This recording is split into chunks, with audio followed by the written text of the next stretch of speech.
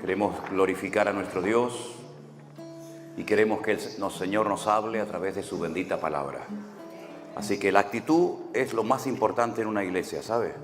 Puede traer el mejor predicador del mundo, puede tener los mejores músicos, puede tener el mejor equipo de sonido, pero si la actitud del pueblo no es la correcta, estamos perdiendo el tiempo, ¿eh? Hoy es el último culto, saben que empezamos el día viernes y hoy es la última reunión que vamos a tener, así que vamos a aprovechar el tiempo. Amén, hermanos.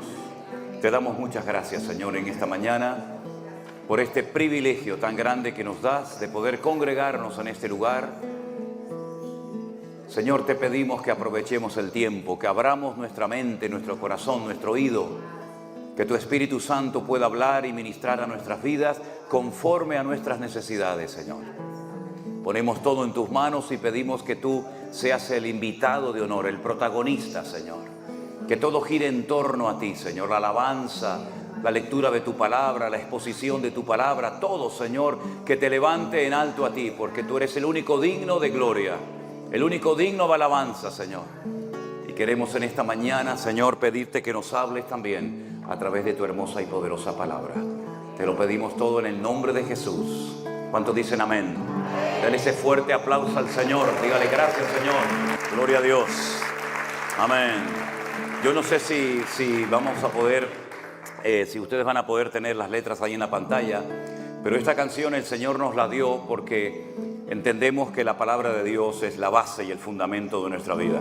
Así que vamos a cantarla un par de veces. Si no la conoce, pues la va oyendo y se junta a nosotros. De todas maneras, el coro, vamos a ensayar un momentito el coro. El coro es muy fácil y ustedes tendrían que decir con nosotros cuando lleguemos al coro: qué hermosa es tu palabra, más dulce que la miel es tu palabra. Venga, ustedes ahora. Qué hermosa es tu palabra, más dulce que la miel es tu palabra. Amén, gloria a Dios. Ese es el coro, así que escuchen las estrofas. Tu palabra alimenta mi alma, tu palabra alumbra mi camino, tu palabra guía mis pasos de noche y de día. Tu palabra convierte el alma, tu palabra fortalece mi fe, tu palabra me ha hecho libre, me da vida. Ahora vamos. Qué hermosa es tu palabra, más dulce que la miel es tu palabra. Otra vez, vamos. Qué hermosa es tu palabra. Aleluya. Sé que la miel es tu palabra. Dile al que está a tu lado en esta mañana: la palabra de Dios es poderosa. Y la palabra de Dios, díselo a tu hermano, alimenta nuestra fe.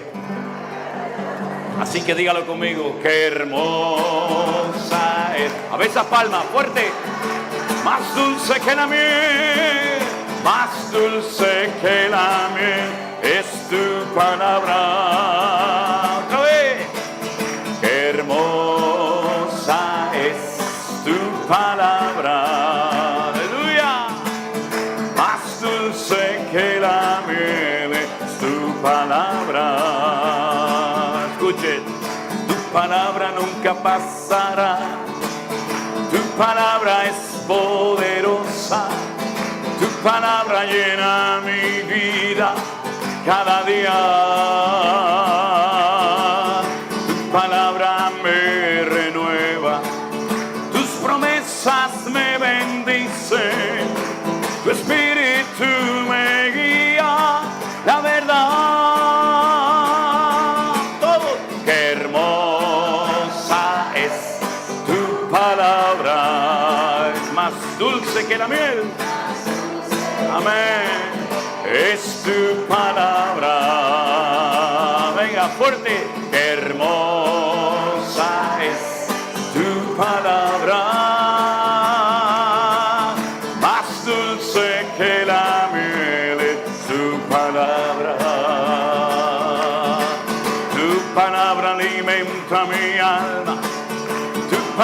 palabra alumbra mi camino, tu palabra guía mis pasos de noche y de día. Tu palabra convierte el alma, tu palabra fortalece mi fe, tu palabra me ha hecho libre, me da vida. Vamos todos. Qué hermosa es tu palabra, más dulce que la miel es tu palabra. ¿Lo ves? Qué hermosa es tu palabra, más dulce que la miel es tu palabra. Hermosa es tu palabra. Dígalo fuerte.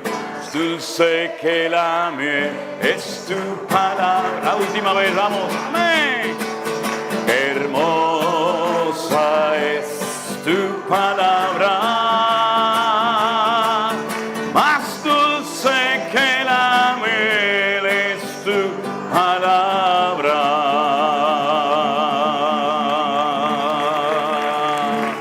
Amén. Gloria a Dios.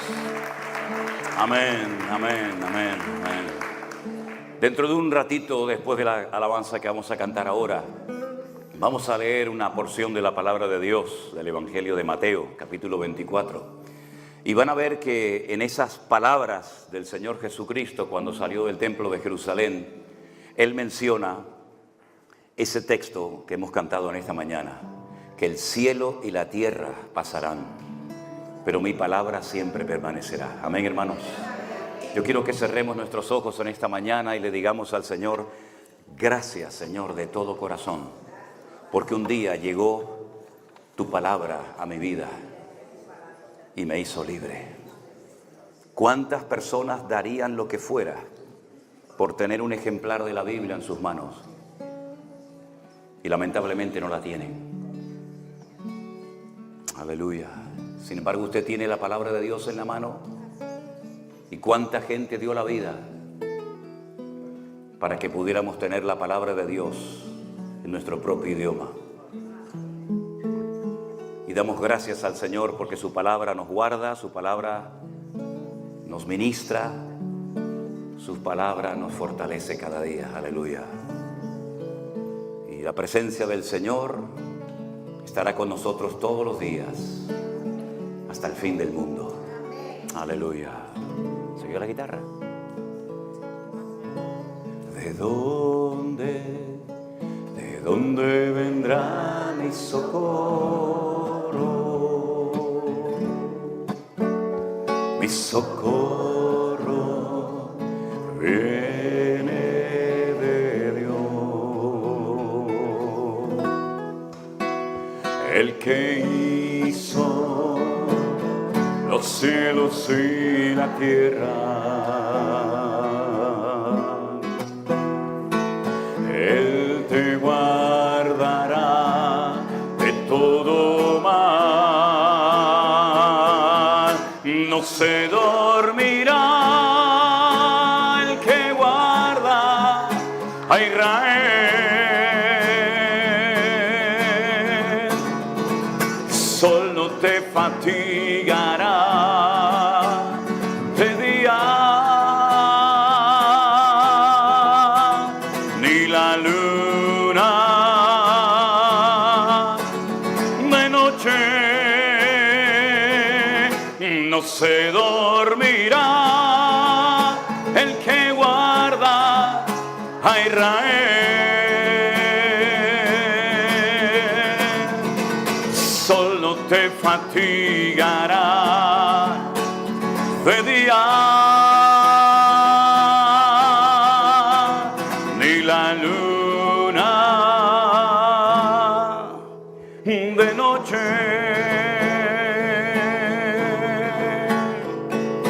Él es tu guardador, Él es tu sombra, tu mano.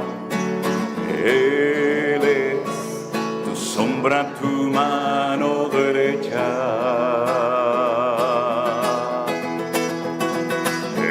guardará tu salida y tu entrada.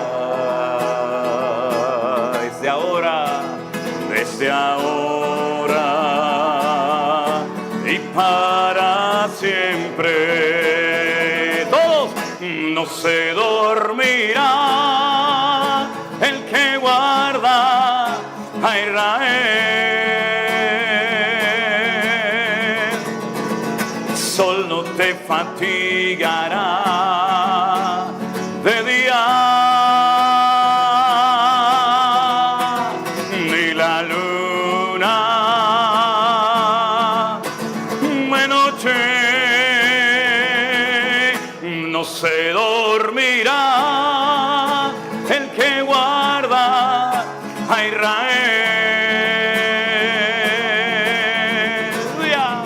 Sol no te fatigará de día, ni la luna de noche.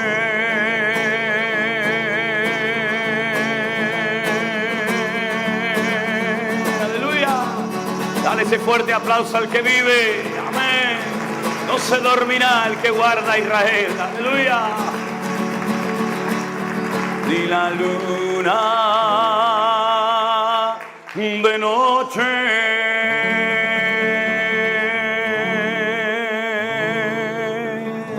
Amén. Aleluya. Gloria a Dios. Mi corazón se regocija en Dios, mi Salvador, mi refugio es Dios de Israel.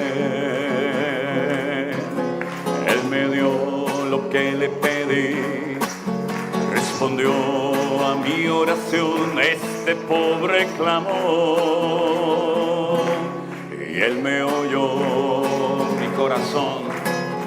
Mi corazón se regocija en Dios, mi Salvador, mi refugio es el Dios de Israel.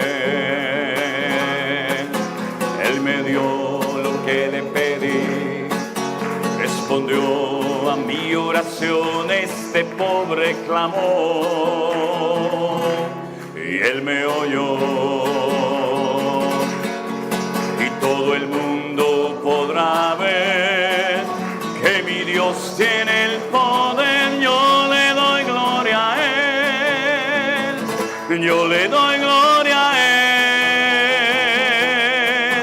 Y todo el mundo podrá ver que mi Dios tiene el poder. Yo le doy gloria a Él, yo le doy gloria a Él. Cuán grandes son tus obras, muy profundos tus pensamientos. No hay nadie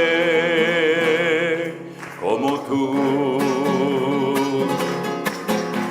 Caerán a tu lado 1000 y 10,000 a tu diestra, mas yo te libraré y te guardaré. Y todo el mundo podrá ver que mi Dios tiene el poder. Yo le doy gloria a Él, yo le doy gloria a Él. Y todo el mundo podrá ver que mi Dios tiene el poder. Yo le doy gloria a Él, yo le doy gloria a Él. Y todo el mundo podrá ver que mi Dios tiene el poder. Yo le doy gloria a Él, yo le doy gloria a Él.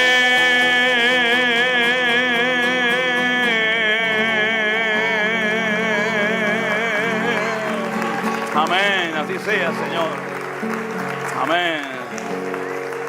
Amén. Y todo el mundo podrá ver la gloria del Señor. Y dice que algún día toda la tierra se llenará como las aguas cubren la mar de la gloria del Señor. Nos parece imposible hoy en día, ¿no? Tal y como vemos el mundo, tal y como vemos la situación mundial, que algún día todas las naciones de la tierra, todos los gobernantes, todos los príncipes, todos los reyes, todos los políticos del mundo se postren ante Él y lo adoren. Pero eso es lo que dice la Biblia que va a ocurrir. Esa es nuestra esperanza, que las cosas van a cambiar. Claro, antes de que cambie y veamos toda esa gloria del Señor a nivel universal, a nivel mundial, esto se va a poner muy interesante, ¿no? Y vamos a ver cosas tremendas, pero el objetivo es que algún día se establezca la gloria, el reino de Dios sobre la faz de la tierra y toda rodilla se doble, toda lengua confiese que Jesucristo es el Señor, para gloria de Dios Padre. ¡Aleluya! Y todo el mundo podrá ver fuerte que mi Dios tiene el poder. Yo le doy gloria a Él, yo le doy gloria a Él.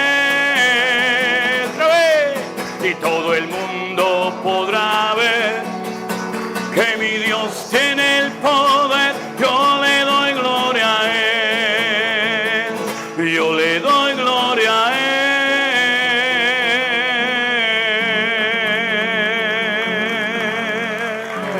Amén, aleluya, amén. La vida, entre comillas, desde que somos niños, nuestros padres, luego los educadores en la escuela, en el instituto, la universidad o lo que sea, nos preparan teóricamente para la vida, ¿verdad? Para ganar dinero, para tener buenos estudios, buenos trabajos, carreras, etcétera, ¿verdad? Para abrirnos camino en la vida. Pero cuando nos convertimos al Señor, nos damos cuenta que muchas cosas que habíamos aprendido pueden ser usadas en el reino, pero otras muchas no. Tradiciones, costumbres, ideas, expresiones, formas de reaccionar, que después se chocan frontalmente con las leyes del reino de Dios, ¿verdad? Y no nos abrimos camino a base de empujones o de patadas o de codazos, sino dice la Biblia que el que se humilla será enaltecido, pero que el que se enaltece será humillado. Y para tener hay que dar, y para vivir hay que morir. Y son cosas que son totalmente antagónicas, ¿no? Totalmente opuestas a las leyes del mundo, ¿verdad? Que nos hablan de que tenemos que ser grandes, importantes y no tenemos que dejarnos humillar por nadie y tenemos que pasar por encima de quien sea con tal de llegar a ese puesto, con tal de llegar a esa posición. Pero sin embargo después nos damos cuenta de que el reino de Dios funciona muchas veces al revés. La inmensa mayoría de las veces completamente opuesto al estilo, al modelo de vida que nosotros habíamos estado llevando a cabo antes de conocer al Señor, ¿verdad? Por eso qué hermoso es cuando hay personas que hacen cosas y no esperan un aplauso de nadie, no esperan un reconocimiento público de nadie, sino que el Señor que te ve en secreto es el que te recompensa en público. Así que detrás de toda recompensa pública siempre hay un trabajo en secreto. Eso es así, ¿verdad? No es tocar un botón y decir, bueno, yo llego, toco 3 botones, me aprendo 4 palabras y ya esto funciona. Permítame que les ponga un pequeño ejemplo. Estaba un día en casa, allí en Tenerife, y me llamó un pastor de Estados Unidos. Él se presentó, me dijo quién era, me dijo cómo se llamaba su iglesia, su ministerio, la denominación a la que pertenecía o sigue perteneciendo, y comenzó a hacerme preguntas muy extrañas. Por ejemplo, me preguntaba, ¿usted cuando va a hacer el devocional, cómo pone el micrófono? ¿Qué tipo de micrófono usa? Dígame el nombre del micrófono. Bueno, tengo varios, ¿no? Pero, bueno, se lo dije, ¿no? Y usted, por ejemplo, cuando va a dar el devocional, ¿qué cámara usa? Y preguntas así, ¿no? ¿Qué tipo de cable, qué tipo de micrófono, a dónde miro? Y yo digo, si usted supiera que de aquí para abajo muchas veces estoy con pantalón corto y descalzo, ¿verdad? Pero la gente no lo sabe, ¿no? Y cosas así, ¿no? Cosas como me he visto, cómo miro la cámara. Y hay un momento en el que yo le dije, espere un momento, hermano, discúlpeme que le haga una pausa. ¿Por qué me está preguntando todo esto? ¿Qué tiene que ver si uso una cámara así o asado, o un cable más largo o más corto? Dice, es que yo quiero hacer exactamente todo igual que como usted lo hace. Quiero comenzar a hacer devocionales todos los días y quiero hacerlo idéntico, igual. Y yo le dije, pero hermano, discúlpeme, esto no funciona así. Esto no es así. Yo no tengo un método. Cuando dice, ¿qué método tiene? Que no tengo método. Esto no es imitar, no es clonar, no es hacer lo que hace el otro. Como muchas veces ha ocurrido, ¿no? Que se oye, llega a nuestros oídos que hay un mover de Dios en Corea. Y ahí se fueron todos a Corea y cuando volvieron orando como los coreanos y no se achinaron los ojos porque no pudieron. Después vino el mover de Colombia, todos iban a Colombia, aviones enteros de pastores, de obreros iban a Colombia, ¿no? Porque allá hay un método, hay una serie de personas que Dios los ha bendecido, que tienen unas iglesias gigantescas, que viven muy bien, con aviones, con jet privados, con no sé qué, y entonces querían importar el método. Después llegó la época de Toronto, aquel famoso movimiento de Toronto, ¿no? Donde había gente que ladraba como perro, y el otro ponía un huevo en la esquina de la iglesia, y el otro rugía como un león, y se fueron muchos a ese mover, ¿no? Otros después se fueron a Pensacola, aquel mover que hubo en la iglesia de Brownsville, allí en Pensacola, en Florida. Después otros se fueron a Argentina. Y recuerdo que una vez vino un pastor uno de los que fue de Canarias a Argentina, a ver el mover del Señor, aquel avivamiento tan grande que hubo en los años 90. Pues después cuando volvió a la iglesia, él era de allí canario, de toda la vida, sí, más canario que el gofio, como decimos en Canarias, ¿no? Y yo lo oía que decía: hermanos, vamos a orar. Y decía: escúchame, Satanás, salí de aquí. Y yo decía: ¿cómo que escúchame? Si nosotros los españoles no decimos escúchame. En español no existe el escúchame, es escúchame o escuchadme, ¿no? Salí, no se dice salí, se dice sal. Y yo le pregunté, digo, pero una pregunta, ¿el diablo qué pasa? ¿Que solamente entiende a los argentinos o qué? ¿Hay que hablarle en argentino a este? Dice: no, pero es que yo allí en Argentina vi, claro, lo viste allí, lo oíste, mijo, porque allí tienen esa forma de hablar, pero nosotros no hablamos en esa forma de hablar.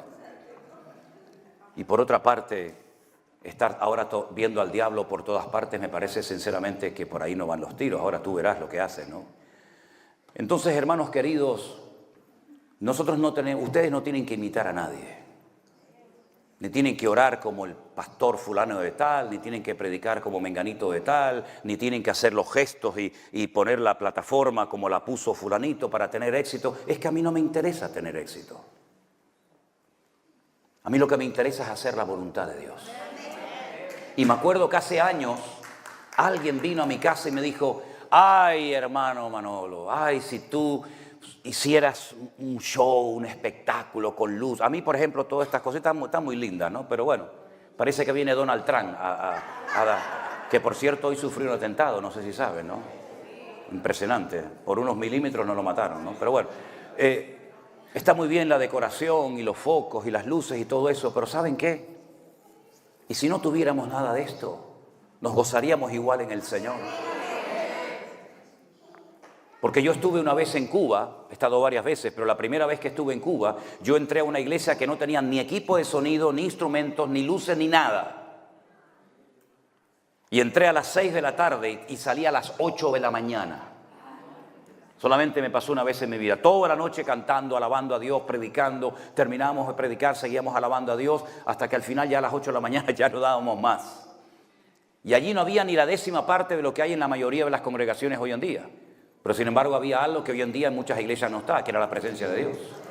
Entonces, no caigamos en el error de pensar que porque tenemos, ya tenemos la bendición de Dios. Porque no toda prosperidad viene de Dios. Hay gente en el mundo, satanistas, ateos, que tienen mucho más dinero que todas las iglesias evangélicas del mundo juntas. Y esa prosperidad y esa bendición no ha venido precisamente del corazón de Dios. Por lo tanto, no confundamos tener con ser.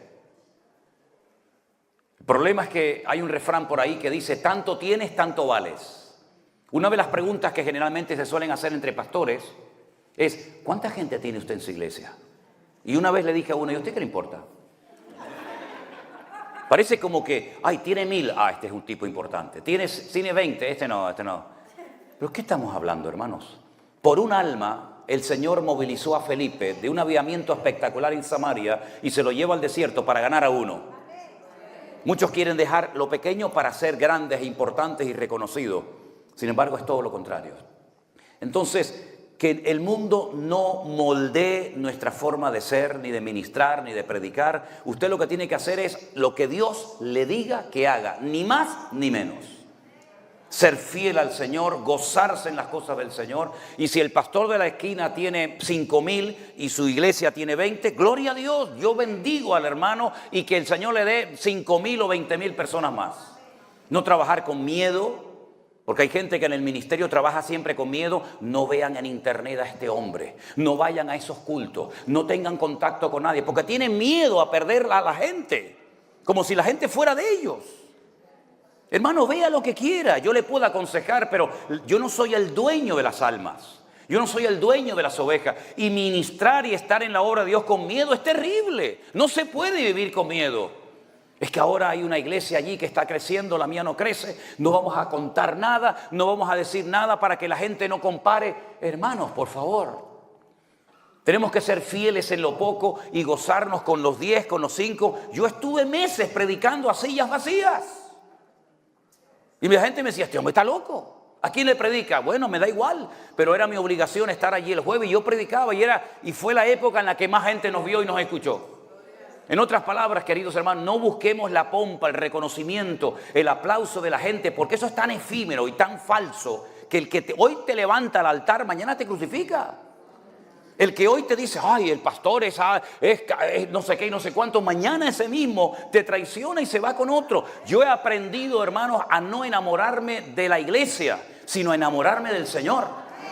Porque hay gente que, como no tiene nada en la vida, su identidad es lo que tienen, no lo que son, pues tienen que tener y tener y tener y tener. Y en el momento en el que no tienen, en el momento en que llega y nadie te saluda, nadie te dice, ay, pastor, buenos días, se sienten mal.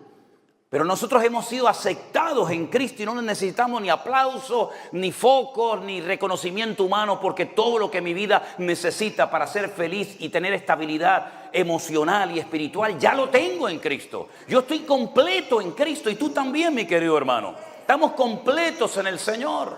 Y si usted nunca tiene una iglesia de 1,000, no pasa nada. Es más difícil pastorear 20 que pastorear 1,000. Ahora bien, yo creo que uno de los grandes problemas que ha experimentado la iglesia de un tiempo a esta parte es el desapego de la palabra de Dios. Yo me acuerdo que en mi época, cuando yo me convertí, todo creyente iba con la Biblia a la iglesia, todos los creyentes, todos. Sin embargo, yo veo en muchas congregaciones que ya muchos creyentes vienen sin la Biblia al culto. Y cuando le digo, hermano, ¿es su Biblia? Dice, no, la traigo aquí en el teléfono. Digo, bueno, está bien, espero que la lea. Pero es que hay algunos que ya ni siquiera la leen, sino que buscan y dicen Mateo 24, pum, dan al play y hay un señor allí que le lee Mateo 24. Digo, pero qué relajo es este, qué cosa es esta. Yo quiero en esta mañana llevarles a la palabra del Señor, porque ustedes han venido a escuchar palabra de Dios, ¿sí o no? Pues la van a escuchar. Mire, yo tengo una costumbre que es generalmente el último mensaje que doy en un sitio, y en este caso es hoy. Yo siempre hablo de los acontecimientos finales, que es un tema que a mí me ha apasionado prácticamente desde los primeros días de mi conversión.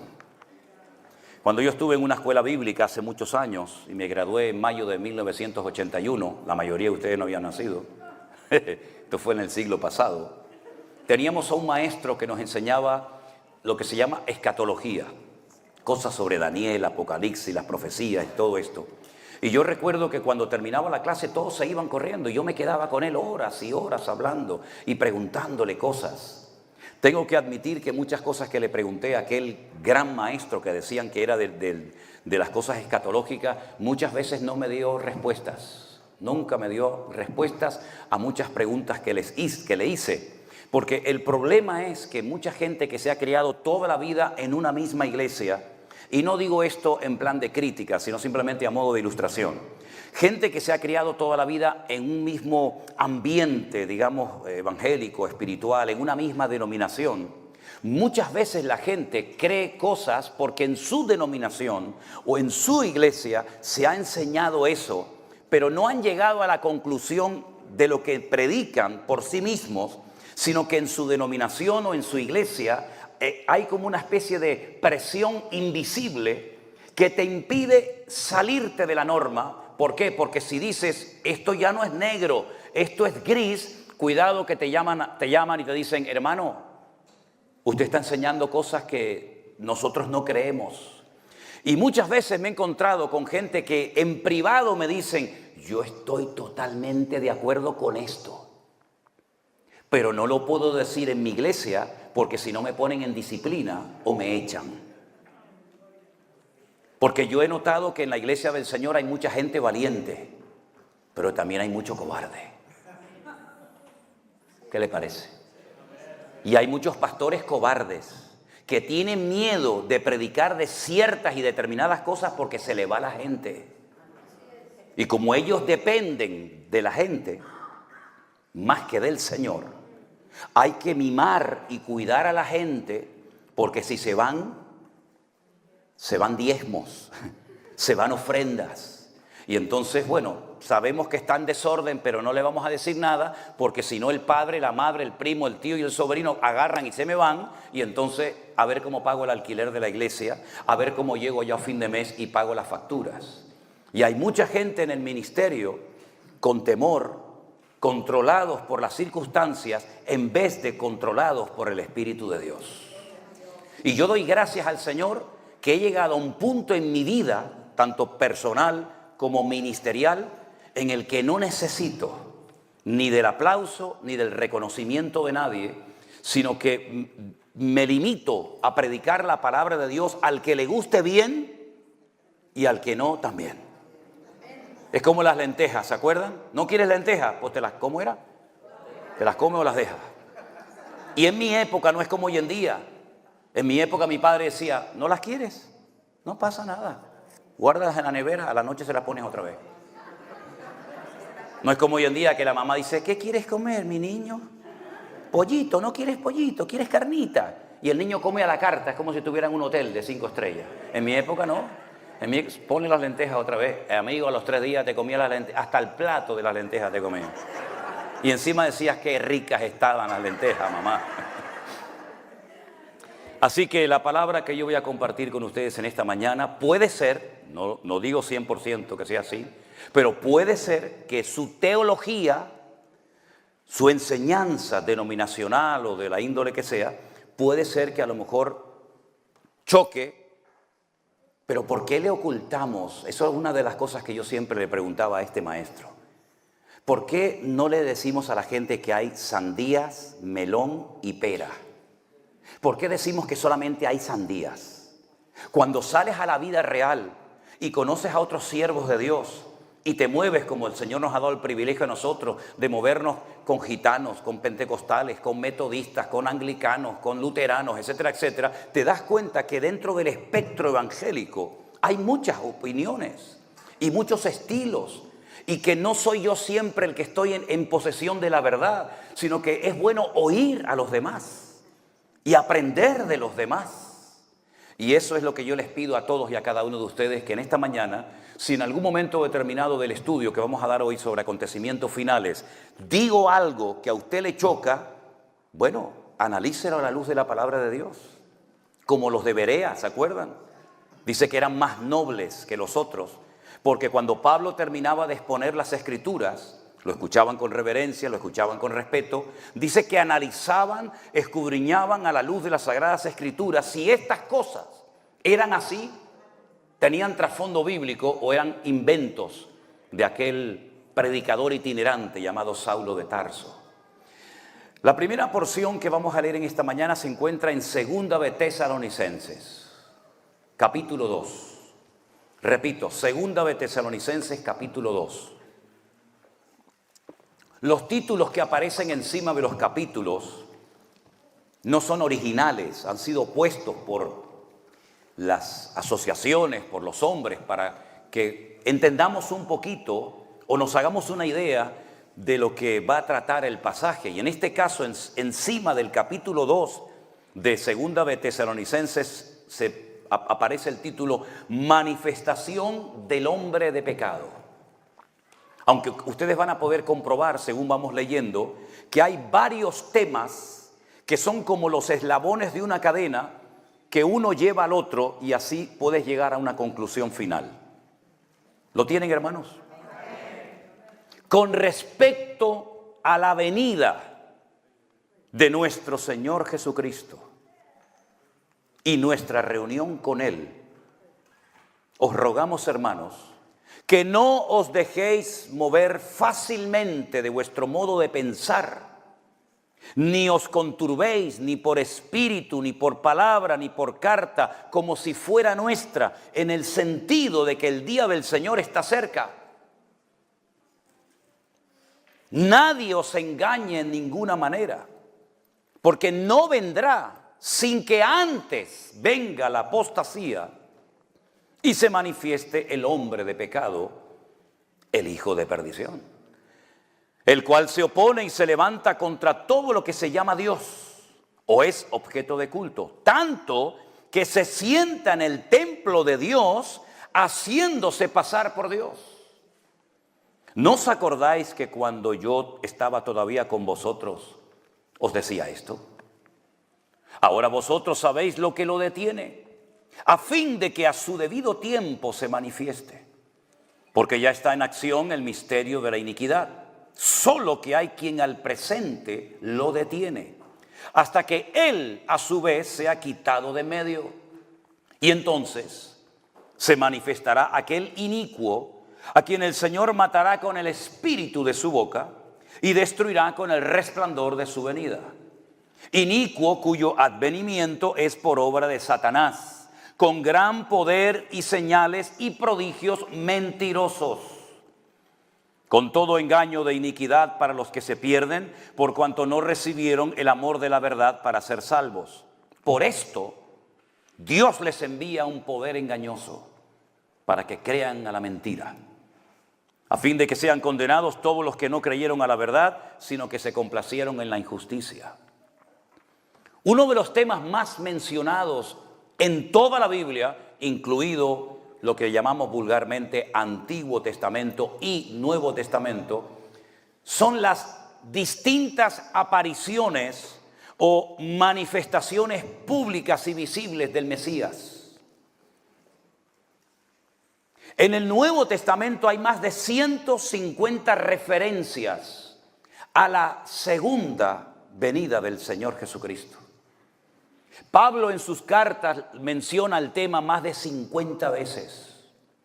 Y si nosotros, como la mayoría de los judíos no cristianos o mesiánicos, tuviéramos solamente el Antiguo Testamento y nunca hubiéramos leído el Nuevo Testamento, encontraríamos 8 veces más material para estudiar la segunda venida del Mesías que la primera. Es decir, no es un tema que se toca así superficialmente por encima y cuando lo quieres, estudiar o explicar, pues realmente hay poco que decir. No, todo lo contrario. Repito, es uno de los temas más mencionados en toda la Biblia, la segunda venida del Señor Jesús o del Mesías. En el capítulo 24 de Mateo, que nuestro hermano Domingo ha leído los primeros 13 versículos, es muy interesante porque cuando uno está en Israel, sobre todo en la ciudad de Jerusalén, yo agarro la Biblia por ese capítulo y se observan cosas que estando fuera de ese contexto geográfico no podemos observar o entender. Y es que dice la Biblia que cuando salieron del templo, ahora ustedes imagínense que allí a mi lado izquierdo, al derecho de ustedes, está el monte Moriah, donde estaba el templo de Jerusalén. Al otro lado, enfrente, hay otro monte. De ahí dice la Biblia que como Jerusalén tiene montes alrededor de ella, así está el Señor alrededor de su pueblo desde ahora y para siempre. Hay muchos montes y todos tienen nombre y mucha historia en Jerusalén. Repito, aquí estaría el monte Moriah, donde estaba el templo, donde Abraham subió a sacrificar a Isaac tiempo atrás. Y aquí enfrente estaría otro monte, que sería el monte de los Olivos. Y entre uno y otro hay un barranco, un torrente que se llama el famoso torrente del Cedrón. Dice la Biblia que cuando Jesús salió del templo allí en el monte Moriah, los discípulos le comienzan a enseñar las maravillas del templo, porque realmente el templo en aquel momento era espectacular. 40 años había tardado Herodes en ampliar el templo y en hacerlo cada vez más hermoso. Y ellos están orgullosos de su templo, de lo que en aquel momento era el Bet HaMikdash, o la casa santa de Dios. Y entonces el Señor, al ver que ellos están tan orgullosos de su templo, le dice el Señor a sus discípulos algo que los rompió totalmente, los descolocó y les dijo: ¿veis todo esto? Observarlo bien, porque no quedará aquí piedra sobre piedra que no sea destruida. Dice que estando en el monte de los olivos, es decir, tuvieron que descender todo el torrente del Cedrón, adentrarse dentro de otro monte, y allí en el monte de los olivos, probablemente en el huerto de Getsemaní, que está allí también, dice que varios de sus discípulos, solamente un evangelio nos dice quiénes fueron de los 12, Pedro, Jacobo, Juan y Andrés. Llamándolo aparte al Señor, le dijeron: Señor, ¿cuándo será todo esto que nos acaba de decir? ¿Y qué señal habrá de tu venida y del fin del siglo? Y gracias a esa pregunta que le hicieron estos 4 discípulos al Señor, tenemos todo el capítulo 24, que es un capítulo extraordinario, pero comprimido. Es un capítulo donde se cuentan muchas cosas, pero no se desarrollan, sino que te da toda la información y después tú tienes que ir descomprimiendo cada texto. ¿Y dónde lo descomprimo? ¿Cómo entiendo el versículo 1, el 2, el 3, el 4, el 8, el 10? ¿Dónde puedo obtener la información para ampliar la información que el Señor me ha dado? Bueno, pues en las cartas de Pablo, por ejemplo, a los tesalonicenses, en el libro de Daniel, en el libro de Ezequiel, por supuesto en el libro del Apocalipsis y otros pasajes bíblicos. Así que el Señor les da una información tremenda donde se mezclan muchas cosas. Y uno tiene que saber el orden de las cosas. Porque algo muy interesante que el Señor nos dice ahí es que Él va a volver, pero que el día y la hora no se le ha revelado absolutamente a nadie. Pero Él da un montón, un paquete de señales proféticas extraordinarias que hay que saber interpretarlas y encajarlas en su debido tiempo. Porque las señales tienen que ver con el tiempo en el que vivimos, y el tiempo en el que vivimos nos indica la señal que vamos a ver o no vamos a ver. Por ejemplo, haciendo un paréntesis, el Señor Jesucristo, cuando era siempre presionado por los judíos diciéndole: haznos una señal, haznos algo que nos convenza, haznos algo, un truco de magia, haznos algo que por fin digamos: este es el verdadero Mesías. El Señor Jesucristo le dijo a esos judíos de su época: ustedes pertenecen a una generación perversa y maligna que siempre están buscando señales. Y ustedes solamente van a ver una sola señal. Ustedes van a ver la señal del profeta Jonás. Y la explica. Y les dice: así como Jonás estuvo en el vientre de la tierra en el vientre del enorme pez 3 días y 3 noches, así estará el Hijo del Hombre 3 días y 3 noches en el vientre de la tierra. Esa fue una señal para la generación de Jesús, pero no es para nosotros. Nosotros no vamos a ver la crucifixión, la resurrección y la ascensión de Cristo, porque eso forma parte de la historia. Nosotros no vamos a ver el diluvio que vio Noé. Nosotros no vamos a ver las tremendas victorias que obtuvo el rey David por la unción que el Señor le había dado para obtener victoria sobre sus enemigos. Pero sí tenemos que saber cuáles son las señales que nosotros vamos a ver. Porque cuando veamos esas señales, podemos discernir y podemos saber en qué momento de la historia nos encontramos.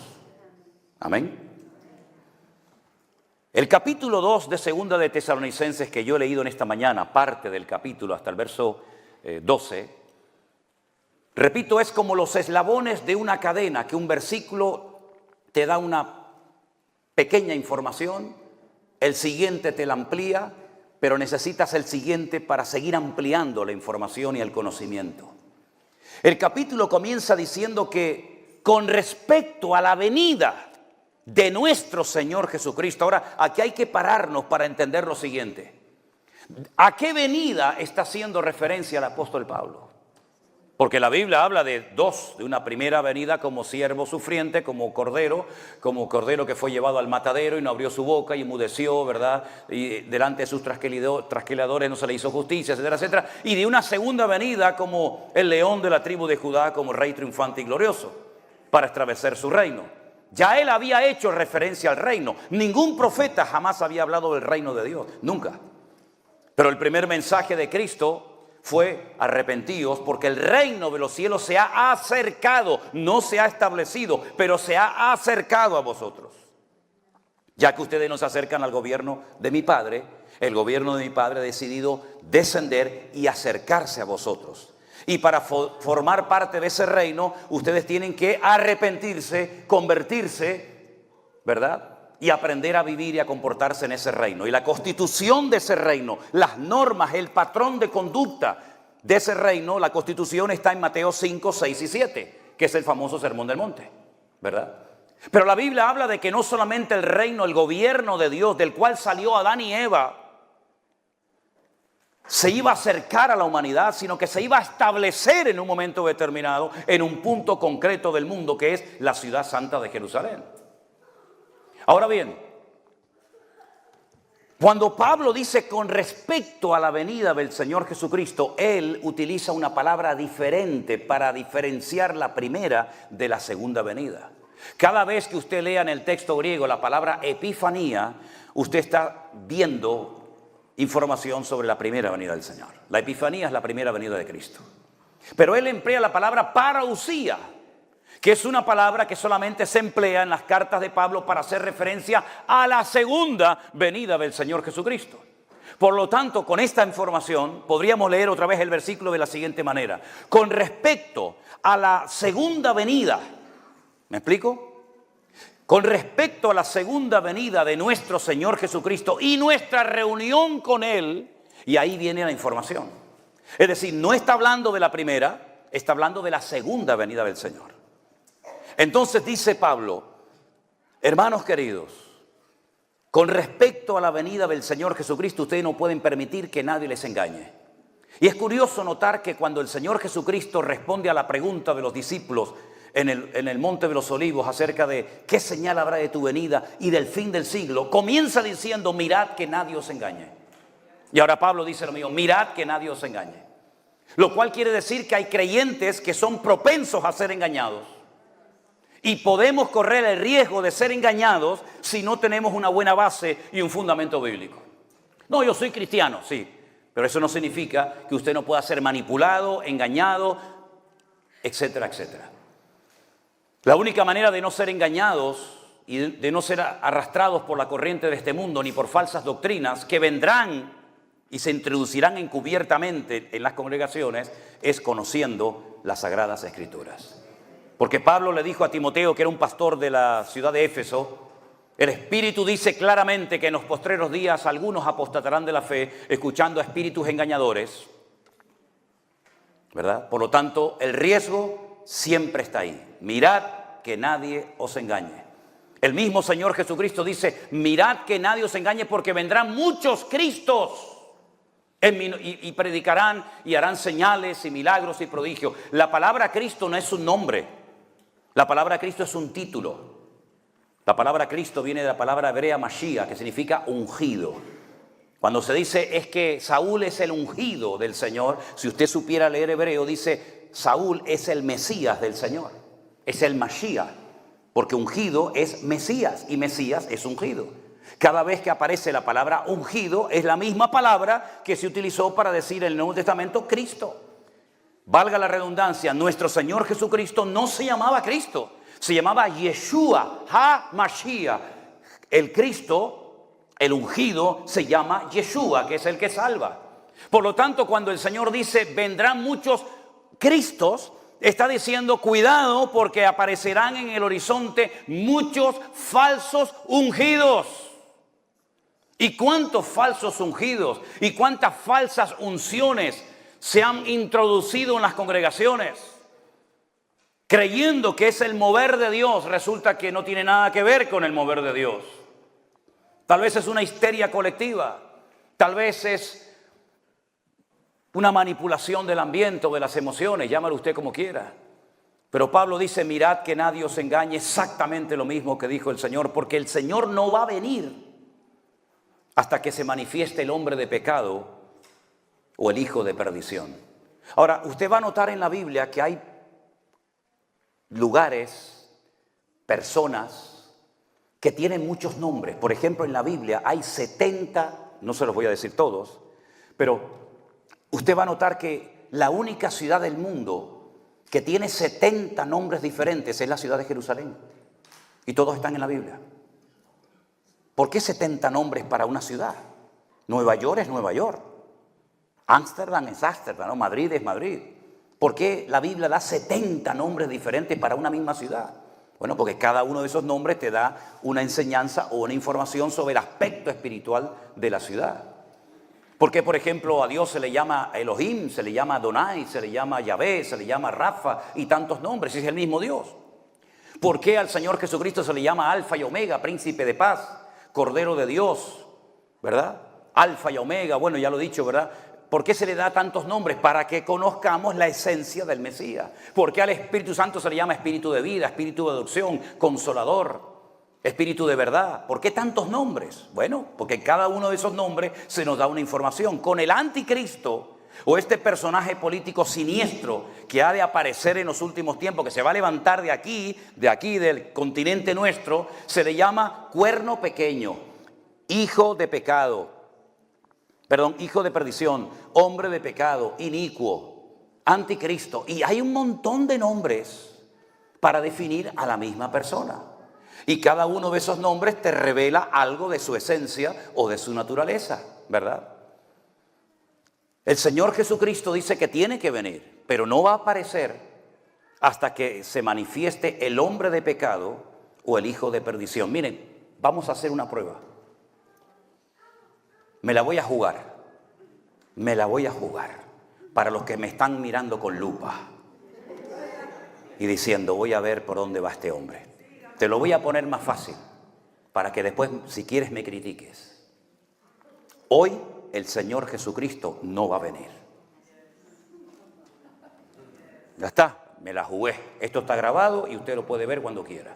Hoy no va a venir el Señor Jesucristo, ni hoy nos vamos a ir con Él. Imagínese que viniera. Entonces, cuando lleguemos a la gloria, te tendré que pedir perdón. Hermanos, perdone, me equivoqué. Pero aseguro categóricamente que hoy no va a venir el Señor Jesucristo. Si cuando usted llegue a la noche, se acuesta en la cama, recuerde que este predicador español dijo en un púlpito públicamente que hoy Jesucristo no iba a venir, ni hoy la iglesia se iba a ir con el Señor. Demen de plazo hasta las 12 de la noche, ¿le parece? Demen de plazo hasta las 12 de la noche. Es decir, nosotros tenemos que saber en qué momento de la historia nos encontramos. Porque Pablo dice, hermanos, Cristo va a venir, el Cordero va a venir, todo ojo le verá, toda rodilla se doblará, pero no vendrá hasta que se manifieste el anticristo, el hijo de perdición, el hombre de pecado, el inicuo. No se preocupen. Y la pregunta es, ¿ya se ha manifestado este personaje? No, señor, no se ha manifestado. Bueno, yo he oído que el rey de España ahora que está, que era el anticristo, que Bukele, el presidente de El Salvador, era el anticristo, que en mi época se decía, ¿se acuerdan aquel presidente de Rusia, Gorbachev, que tenía ¿cómo era? Como un lunes, mira la marca de la bestia, ahí está el anticristo. Gorbachev se murió y no era el anticristo. ¿Podemos reconocer nosotros al anticristo? Podemos decir, este es el anticristo. Claro que lo podemos reconocer. Porque si no, ¿cómo voy a saber quién es? Hay miles de datos del anticristo, miles. Pero tal vez el más importante es cómo se va a llamar. Porque el idioma hebreo es un idioma alfanumérico. Cada letra coincide con un número y cada número coincide con una letra. Es decir, si lo hiciéramos en castellano, en español, la A es el 1, la B es el 2, la C es el 3, la D es el 4 y así sucesivamente. En hebreo hay 22 letras, Aleph, Bet, Gimel, Daleth, Hei, Vav, ¿verdad? Y cada una de esas letras es un número. Y Juan dice, aquí hay sabiduría, el que lee entienda, porque hay muchos que leen y no entienden. Pero Juan dice, aquí hay sabiduría, el que lee entienda.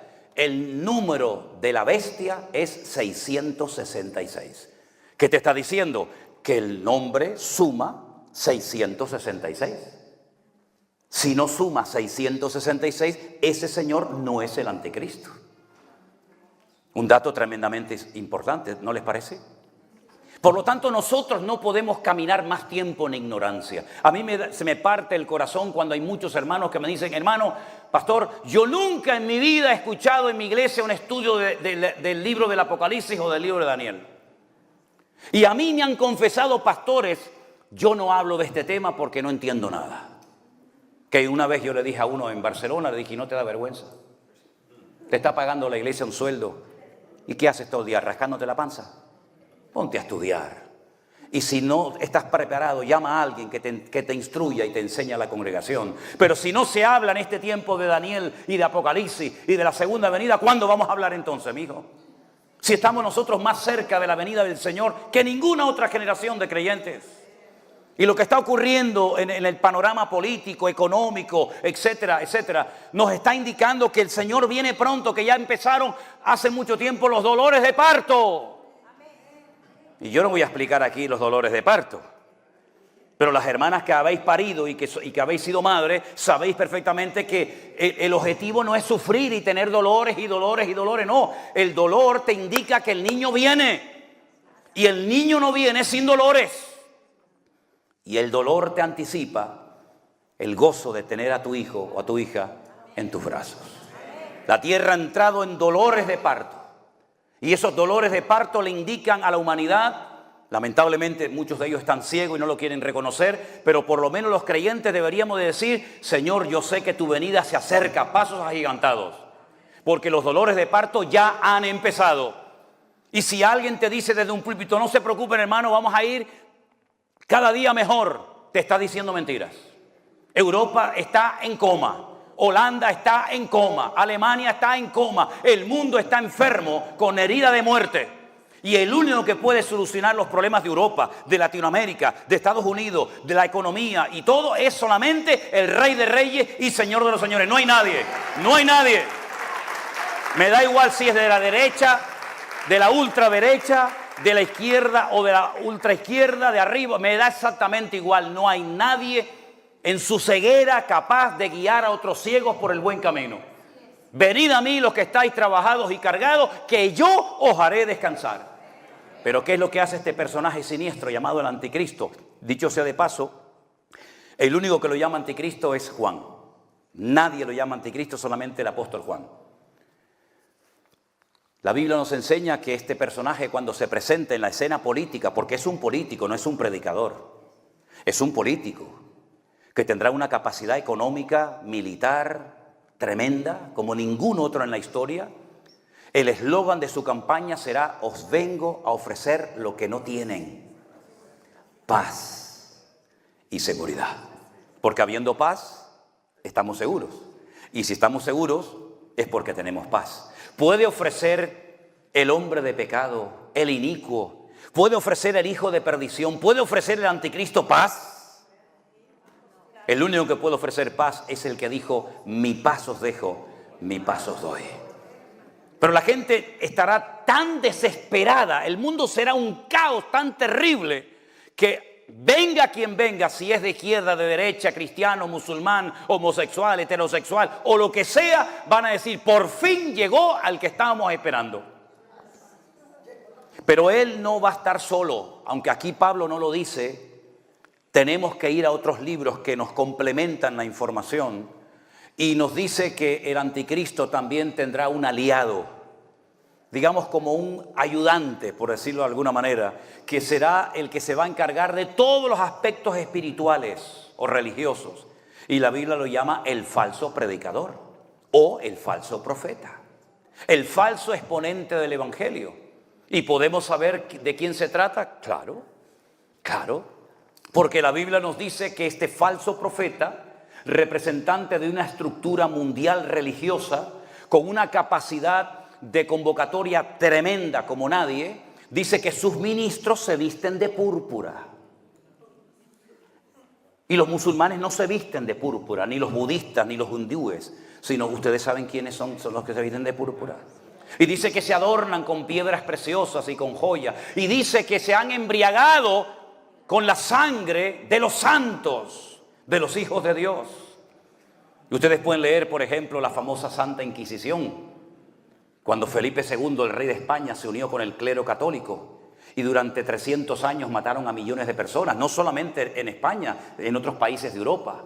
Incluso fueron a México, y fueron a Perú, y fueron a otros países de Latinoamérica, ¿verdad? Y el que no besaba la cruz, pues ya sabe lo que te esperaba. Y los aparatos de tormento de la Santa Inquisición están en la Plaza de Colón en Madrid, en el Museo de Cera, en la primera planta. Vaya para que los vea lo que hacía aquella gente. A nosotros, los que nos llamaban los protestantes, ya hoy en día no protestamos de nada. Pero en aquella época los cristianos protestaban contra la injusticia, contra la inmoralidad, contra la idolatría. Hoy en día nadie protesta de nada.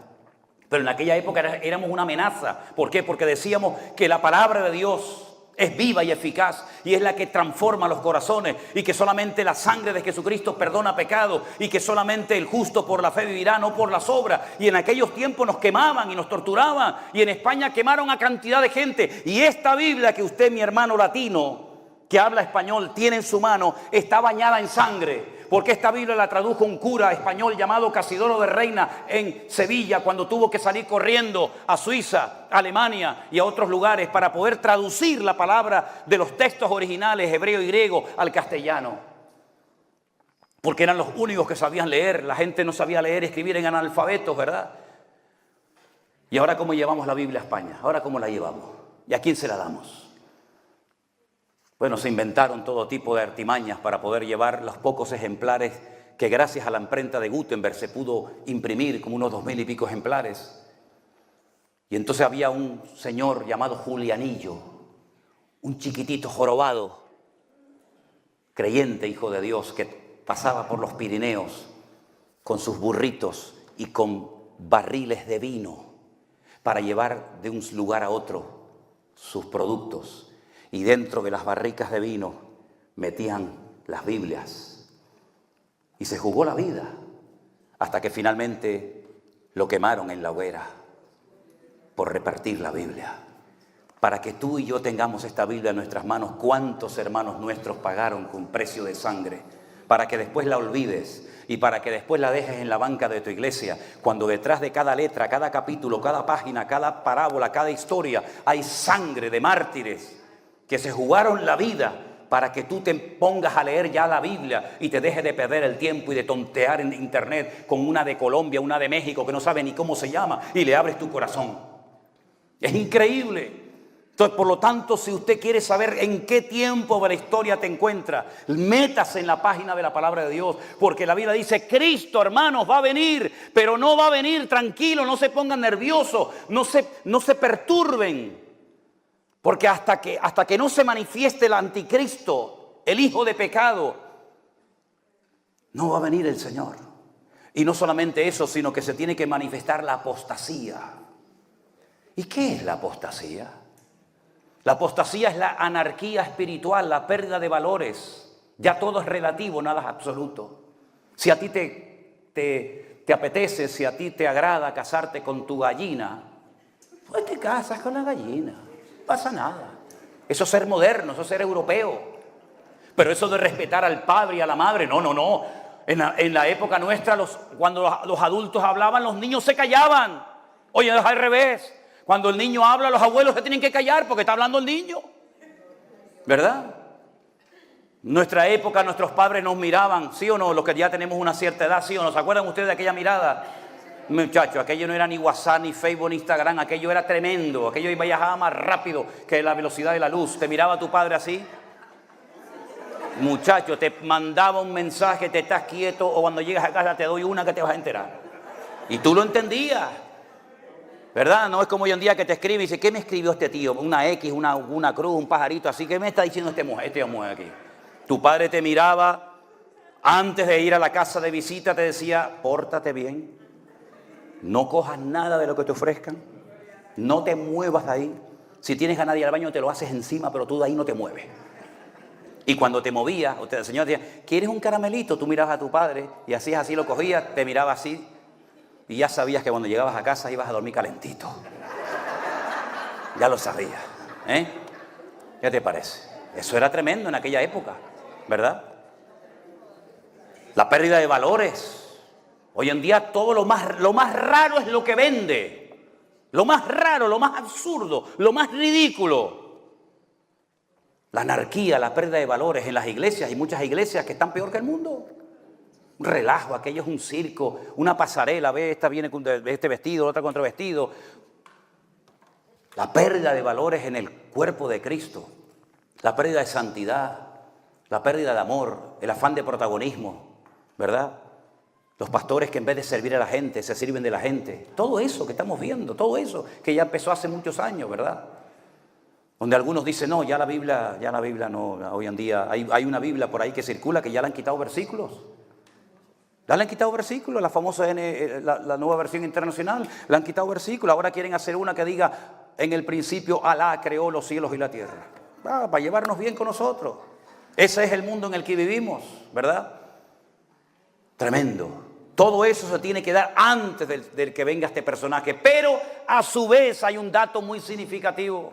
Dice, pero no se podrá manifestar hasta que Él a su vez sea quitado de en medio. Y aquí viene la pregunta del millón. Cuando yo me sentaba con aquel maestro en la escuela bíblica hace muchos años, le decía, Cristo tiene que venir, pero no va a venir hasta que se manifieste la apostasía, el hombre de pecado, el hijo de perdición o el inicuo. Está claro. Pero dice, pero este inicuo, este perverso, este líder político con una influencia mundial, no se puede manifestar hasta que él sea quitado de en medio, hasta que lo detiene se quite, y entonces será manifestado aquel inicuo. Y yo le preguntaba, ¿y este él quién es? ¿Quién es este él? Y me decía, la iglesia. Y yo le decía, la iglesia. La iglesia no puede ser, hermano. ¿Por qué? Porque la iglesia no es masculino, la iglesia es femenino, es esposa, es amada, es novia. La iglesia nunca tiene el artículo masculino, él, por lo tanto no es. Entonces corregía, ¿no? Y me decía, bueno, vamos a vernos la semana que viene. Me decía, el Espíritu Santo. Cuando el Espíritu Santo sea quitado de la tierra, entonces el anticristo se podrá manifestar. Y digo, bueno, el Espíritu Santo es él, es masculino, pero ahora solamente necesito que usted me lo demuestre con la Biblia. Y no me lo podía demostrar, ni a mí, ni a ti, ni a nadie. Porque la Biblia no dice, y si alguien sabe que me lo diga, la Biblia no dice que habrá un momento en la historia de la humanidad que Dios le diga al Espíritu Santo, vente para acá. ¿Es que acaso el Espíritu Santo ha necesitado del hombre, de la iglesia o de Israel para estar o no estar? En el principio creó Dios los cielos y la tierra. Miren qué incongruencia voy a decir ahora, miren qué disparate. Y la tierra estaba desordenada y vacía. Vamos, si está vacía no puede estar desordenada. Pero bueno, es lo que dice en español. No lo dice así en hebreo. Y la tierra estaba desordenada, pero el Espíritu de Dios se movía sobre la faz de las aguas. Había caos, no había iglesia, no había pueblo de Israel, no había pastores, no había nada. Y allí estaba el Espíritu de Dios. Y en el principio Elohim, el primer versículo de la Biblia dice, Bereshit bara Elohim et hashamayim vet haaretz. Elohim es un nombre polivalente que termina en in, y el masculino plural en hebreo es in. En el principio, literalmente dice en el principio, en un principio, dioses creó los cielos y la tierra. Porque esa palabra se emplea para no tendrás dioses, lo yiyeh leja Elohim alpanai. Así empiezan los 10 mandamientos. Se lo voy a repetir. Lo yiyeh leja Elohim alpanai. No tendrás dioses ajenos delante de ti. Y la palabra es Elohim en Éxodo 20. Pero en Génesis 1:1 dice Bereshit bara Elohim. Entonces, ¿cómo que Elohim es dioses? Porque es la palabra que se utiliza para hacer referencia al plural masculino, ¿verdad? No es que haya dioses, ni mucho menos creemos en un solo Dios, ¿verdad? Y a Él solo adorarás. Pero es la palabra que se utiliza. Ahí estaba el Padre, ahí estaba el Hijo, ahí estaba el Espíritu Santo, ¿sí o no? Juan 1:1 dice, en el principio era el Verbo, y el Verbo era con Dios, y todo fue hecho por Él y para Él. Entonces, ¿quién creó? ¿El Padre o el Hijo? Los dos estaban allí. Allí estaban los dos. Y el Espíritu Santo también. Por lo tanto, eso de que el Espíritu Santo, si es Dios y es omnipresente, significa que está siempre en todas partes, ¿sí o no? El diablo no puede estar en todas partes al mismo tiempo. Hay algunos creyentes que enseñan eso. No, el diablo está aquí, pero ¿dónde está el diablo ahora? ¿Está aquí? No, el diablo no está aquí. La Biblia dice, ¿dónde está el diablo? Y el diablo no está en Holanda, en España, en Alemania, en Japón, en China, en Buenos Aires, en Madrid, al mismo tiempo. No, eso no es verdad. La Biblia dice dónde está y dónde no está, porque no es ni omnipotente, ni omnisciente, ni omnipresente. No puede estar. ¿Qué más quisiera Él? ¿Qué más quisiera Él de estar en todos los sitios al mismo tiempo? El que está en todas partes al mismo tiempo, lo sabe todo y lo conoce todo y lo puede todo, es nuestro Dios. Y Dios es Padre, es Hijo y es Espíritu Santo. Por lo tanto, cuando Pablo dice hasta que Él sea quitado de en medio, no está haciendo referencia al Espíritu Santo, porque eso es una herejía. Eso significaría que hay un momento en el que Dios no está en el mundo. Cuando la Biblia dice de Jehová es la tierra y su plenitud. ¿Dónde huiré de tu presencia? ¿Dónde me esconderé? ¿Dentro de un olivo como se escondió Adán y Eva en el jardín de Edén? ¿Dentro de un barco como se escondió Jonás, que se quería ir a Tarsis, a España? Allí me voy a esconder y Dios no me va a encontrar. ¿Dónde huiré de tu presencia, Señor? Cuando toda la tierra le pertenece al Señor y la controla. Y lo peor de todo es que no puedo demostrar bíblicamente que el Espíritu Santo no va a estar en la tierra durante el periodo tremendo de los últimos tiempos. Lo que pasa es que para poder justificar esta postura, un cura, no un pastor evangélico, no un reverendo, un apóstol, no, un cura católico, estudiando en su monasterio, él por su cuenta, Daniel y Apocalipsis, llegó él por su cuenta y riesgo, en el siglo XIX, principios XIX, a la conclusión de que la Santa Madre Iglesia Católica y Apostólica no estaría en la tribulación. Él dijo que la Iglesia Católica, por ser la iglesia verdadera, según su punto de vista, no estaría en ningún momento de lo que llamamos gran tribulación o como también se llama tiempo de angustia de Jacob. Y entonces hubo un teólogo protestante llamado el doctor Scofield, que por primera vez en la historia se atrevió a poner en la Biblia comentarios, cosa que estaba totalmente prohibida y muy mal vista. Bueno, usted sabe hoy en día que las Biblias tienen al fondo, al final tienen de todo. Tienen de todo, tienen mapas, tienen pesos y medidas, tienen opiniones de fulano, de mengano. En aquellos siglos eso era muy mal visto. La Biblia no tiene que tener nada más que la Biblia y nada más. Hoy en día es casi imposible encontrar una Biblia que no tenga nada de ese comentario, ¿no? Scofield puso en su Biblia, que se llama la Biblia de Scofield, él puso que la iglesia evangélica, no la católica, como había dicho el cura, que la iglesia evangélica no estaría en lo que llamamos gran tribulación. Claro, esto cayó, lo dijo Scofield. ¿Te dan cuenta el problema de decir amén a todo? ¿Se dan cuenta de que cuando levantamos a un hombre demasiado, creemos que todo lo que dice es correcto? Eso cayó, hermanos, de maravilla, porque claro, ¿quién quiere ser aquí perseguido? ¿Hay alguien que esté orando para ser perseguido, torturado, encarcelado, quemado, descuartizado? ¿Hay alguien así? No, nadie. Si el Señor permite que nos maten como mártires, pues Dios nos dará las gracias para poder soportar. Pero si puedo evitarlo, lo evitaré. ¿Sí o no? Hay momentos que hay que quedarse y hay momentos que hay que salir corriendo. Pero claro, sentó muy bien dentro del círculo evangélico decir, mira, el señor Scofield, wow, que es un gran teólogo, dice en su Biblia que la iglesia no pasará por la gran tribulación. Y esto cayó también en muchas denominaciones, que hasta el día de hoy en muchas iglesias, como se te ocurra decir a ti, que la iglesia puede ser que esté en una parte de la tribulación, te excomulgan o te ponen en disciplina. Sin embargo, luego te llaman por teléfono o te escriben y te dicen, pastor, yo estoy de acuerdo con esto, pero no lo puedo enseñar porque son cobardes. Porque son cobardes y tienen miedo a perder el sueldo, tienen miedo a perder el puesto. ¿Quién es este él? Si no es la iglesia, porque es femenina, si no es el Espíritu Santo, si no es como alguien dijo el Imperio Romano, ¿quién es este él? Porque Pablo, mira lo que dice aquí, dice, vosotros sabéis lo que lo detiene. Versículo 7, ya está en acción el misterio de la iniquidad, solo que hay quien al presente lo detiene hasta que él a su vez se ha quitado de medio. Pero vosotros sabéis lo que lo detiene. ¿Cómo es posible que gente que llevaba 3 semanas de convertido, ya sabían? Y hay pastores y hay creyentes que llevan toda la vida en la iglesia y no saben responder a esta pregunta. El lugar donde más tiempo Pablo estuvo ministrando fue en Éfeso, después en Corinto, pero donde menos tiempo estuvo, porque tuvo que salir corriendo, fue en Tesalónica. Y miren el nivel, fíjense el nivel de enseñanza que daba Pablo a los tesalonicenses, que les habla de temas que hoy en día algunos dicen, mi mamá, yo no me entero de nada, yo no sé nada de este tema. Ellos sabían incluso que estaba deteniendo la manifestación del anticristo, lo sabían. Pero yo les voy a decir lo que dice la palabra de Dios. ¿Están de acuerdo? Vengan conmigo al Antiguo Testamento.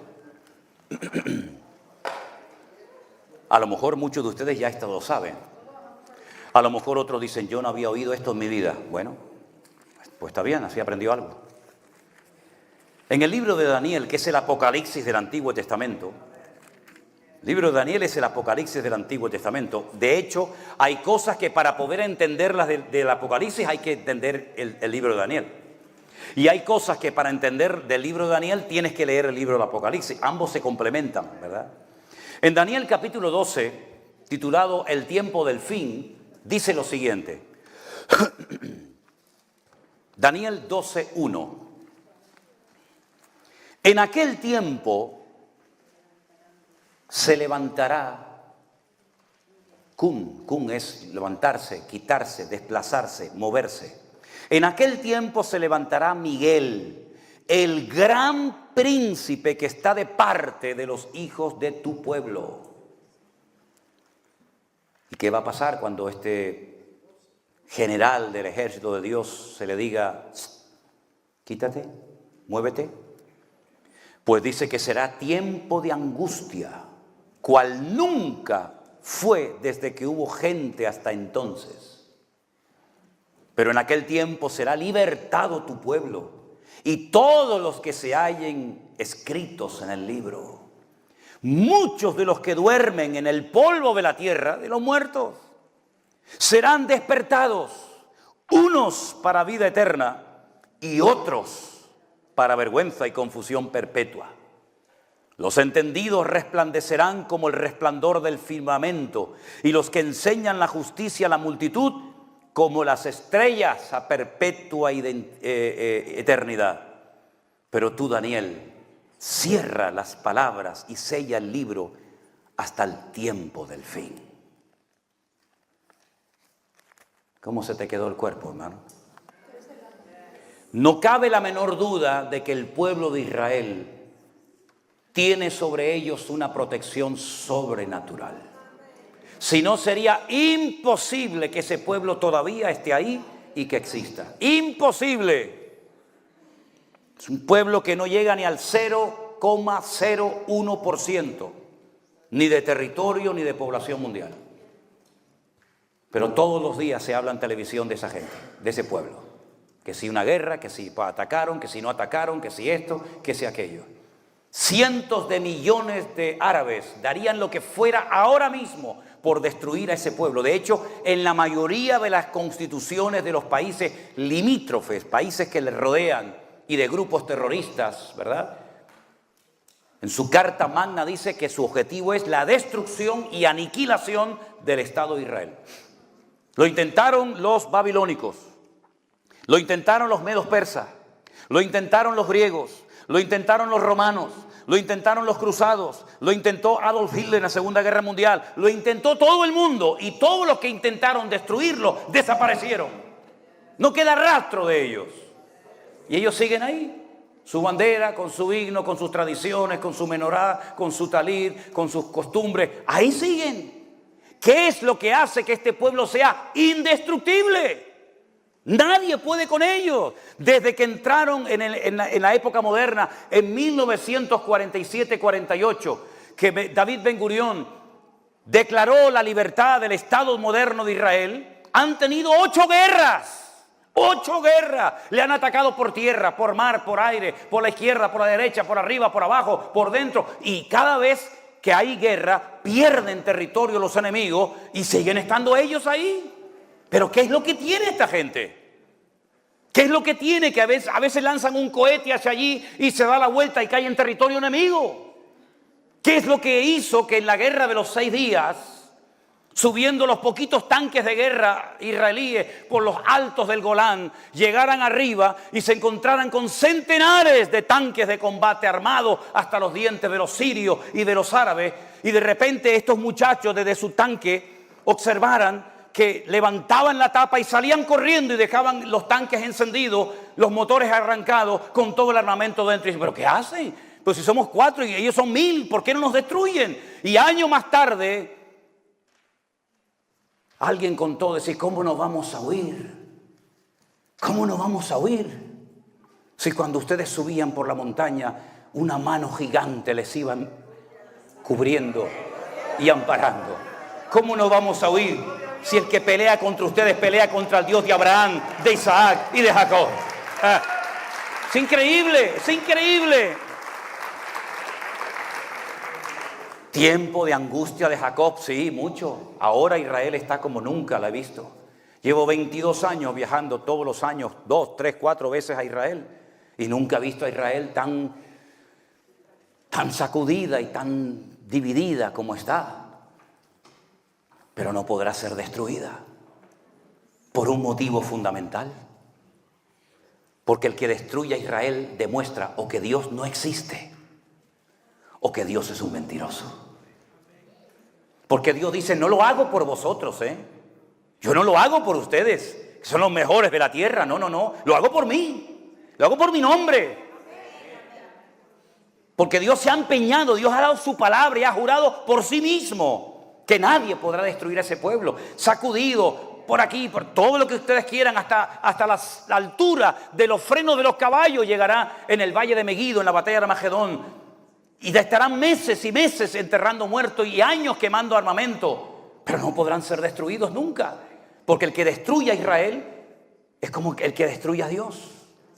Y es una guerra con una connotación espiritual tremenda. ¿Quién puede más, este Dios o este Dios?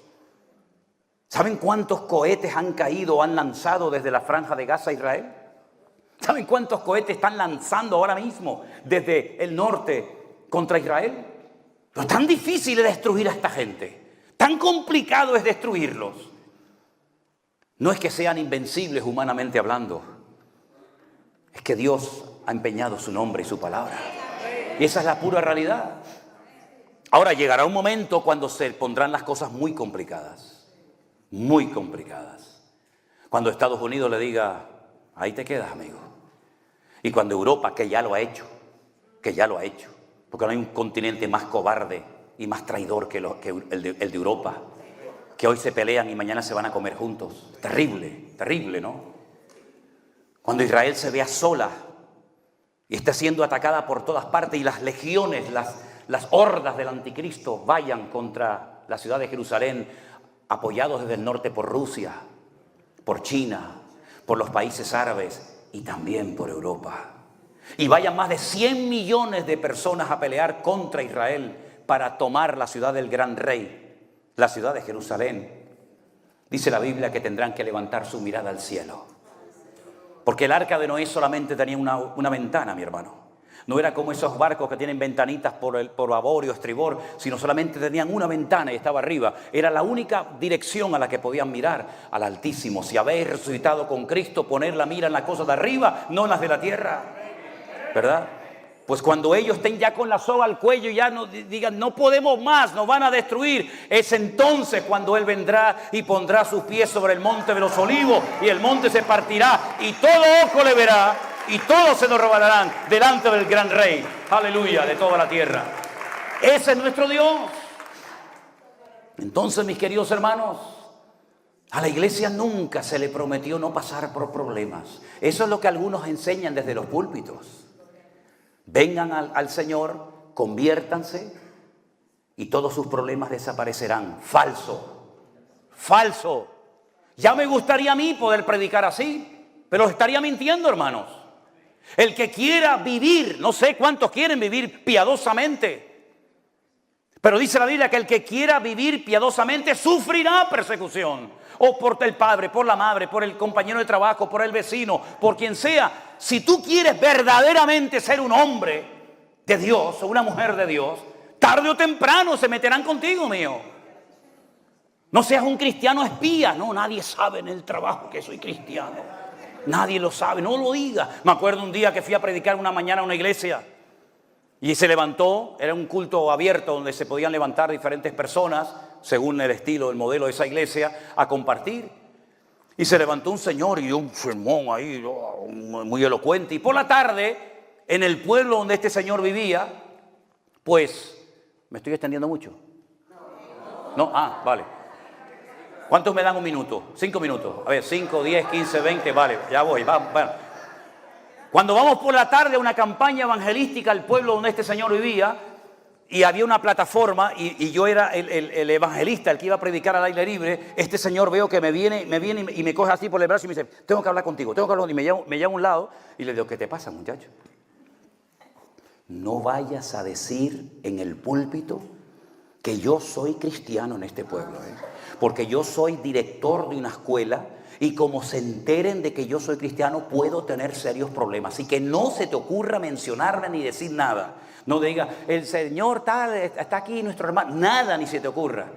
Un cristiano espía. En la iglesia, muy valiente. En la calle, un cobarde.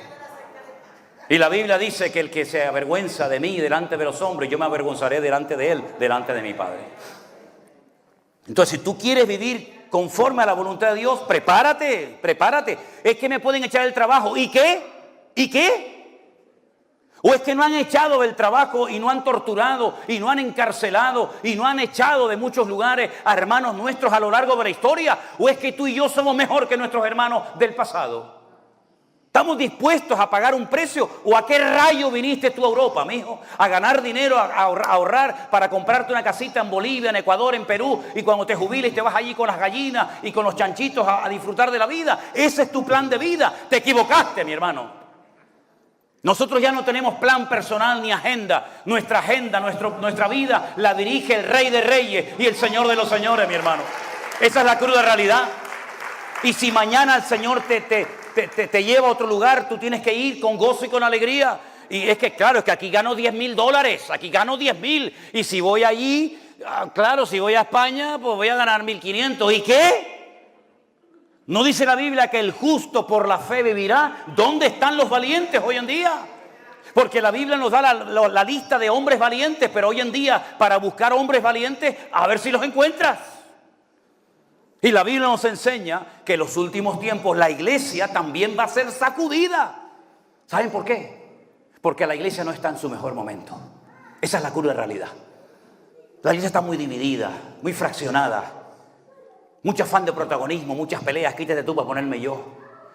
Me enfado en la iglesia, no me hacen caso, por lo que sea, me voy a la esquina, abro un local y me monto una iglesia y mañana soy pastor. Y hay así de gente, así en todas partes. ¿Qué pastor este hombre? ¿Qué pastor? ¿De quién te ha hecho aquí pastor? No, yo me he hecho pastor. Dios me levantó. Como se me acercó una vez una a mí en la iglesia y me dice, pastor, vengo a darte un dato, una información. Digo, ¿qué pasó? Me dice, anoche estaba orando y el Señor me dijo que soy pastor y profeta.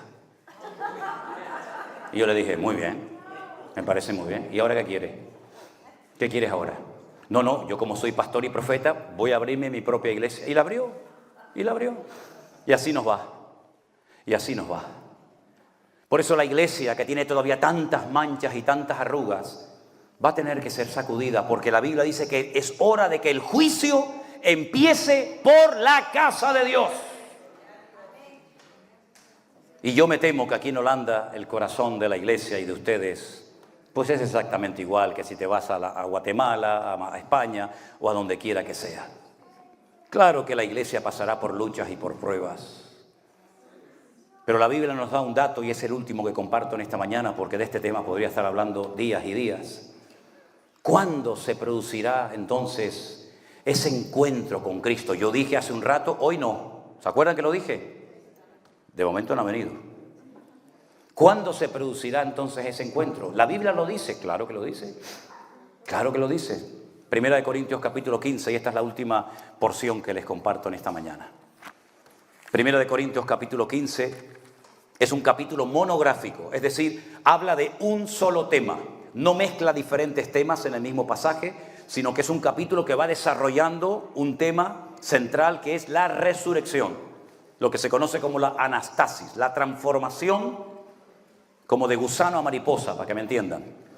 Primera de Corintios capítulo 15, es un capítulo muy extenso, pero yo voy a leerles los versículos 51 y 52. Repito, Primera de Corintios 15, versículos 51 y 52.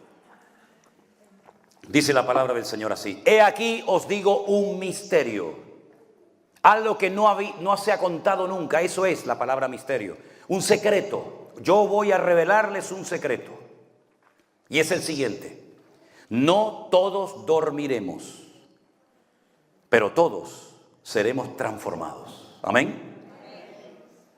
En un momento, en un abrir y cerrar de ojos. ¿Cuándo? ¿Cuándo? A la final trompeta. Porque se tocará la trompeta y los muertos en Cristo, los muertos serán resucitados incorruptibles y nosotros seremos transformados. ¿Cuándo se produce esta resurrección?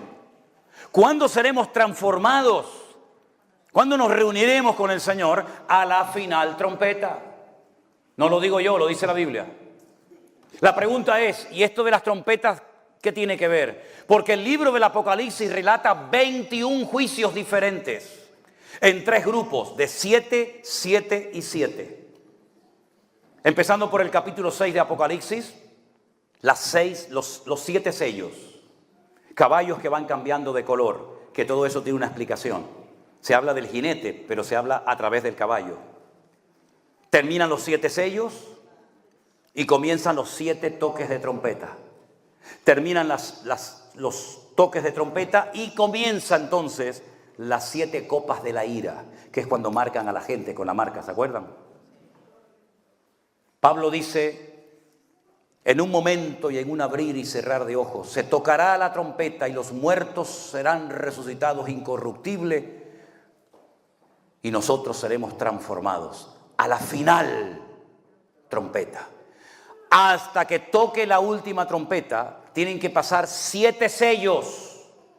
Cuando terminan los 7 juicios o 7 sellos, empiezan otros 7 juicios más, hasta llegar al 7º toque de trompeta. Y es ahí donde dice Pablo que se producirá la resurrección de los muertos y nuestra reunión con Él, y viviremos por la eternidad con el Señor.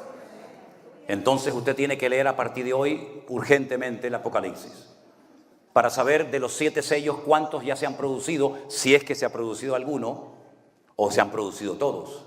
Y usted posicionarse y decir, cuidado, estamos aquí o estamos allá, y saber cómo comportarse. Pero como conclusión final de todo esto, por supuesto, Cristo viene pronto. Pero Él no retarda su promesa, según algunos la tienen por tardanza, sino que es paciente para con todos, no deseando que ninguno perezca, sino que todos procedan al arrepentimiento. ¿Sabes por qué todavía no ha venido el Señor? No porque no tenga ganas, porque si nosotros tenemos ganas, unas veces más y otras veces menos, que Él venga, ¿cuántas ganas tendrá el Señor?